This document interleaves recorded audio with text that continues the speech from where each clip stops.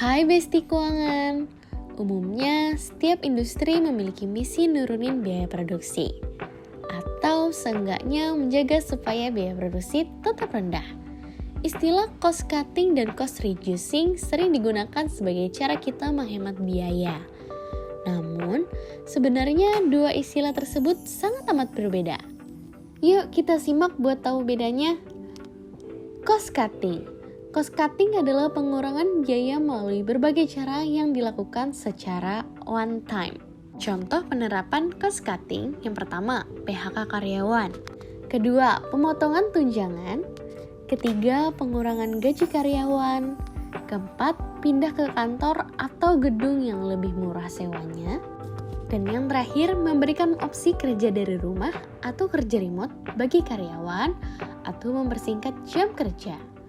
Tujuan cost cutting ini sering digunakan untuk menjaga bisnis agar tetap beroperasi melalui periode ekonomi yang sulit seperti masa pandemi seperti kemarin. Cost cutting tidak disarankan saat ekonomi perusahaan baik-baik saja.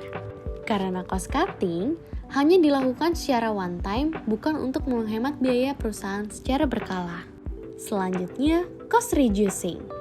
Cost reducing adalah memangkas biaya yang tidak memberikan keuntungan dari bisnis untuk meningkatkan laba tanpa berdampak negatif pada kualitas produk.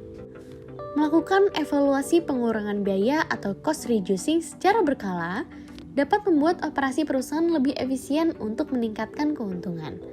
Strategi cost reducing dapat mengurangi biaya operasi sambil meningkatkan produktivitas, memungkinkan untuk realokasi biaya untuk tujuan yang lebih strategis.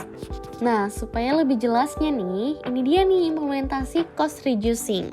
Yang pertama, automation. Mengotomatisasi pekerjaan dengan menggunakan teknologi informasi, mesin, atau robot. Yang kedua, productivity improvement, yaitu meningkatkan produktivitas pekerja. Misalnya, penggunaan tools yang memungkinkan karyawan membuat keputusan yang lebih baik dengan lebih cepat. Selanjutnya, efisiensi. Meningkatkan efisiensi peralatan dan proses. Misalnya, mengganti komputer yang lambat dengan model yang lebih cepat, namun dengan menggunakan daya yang lebih kecil. Selanjutnya, outsourcing. Agar dapat fokus dalam mengoptimalisasikan bisnis, kamu dapat menggunakan outsourcing untuk hal-hal di bidang tertentu di mana kamu tidak menguasai hal tersebut. Misalnya, bisnis manufaktur kecil dapat menyerahkan pekerjaan accounting dan tax preparation kepada perusahaan konsultan akuntansi dan pajak. Dan yang terakhir, waste elimination. Menghilangkan waste atau biaya yang tidak penting dalam proses produksi seperti transportasi yang tidak perlu, inventory yang menumpuk, kegiatan yang tidak berguna, atau dan lain sebagainya. Nah, udah tahu kan bedanya keduanya?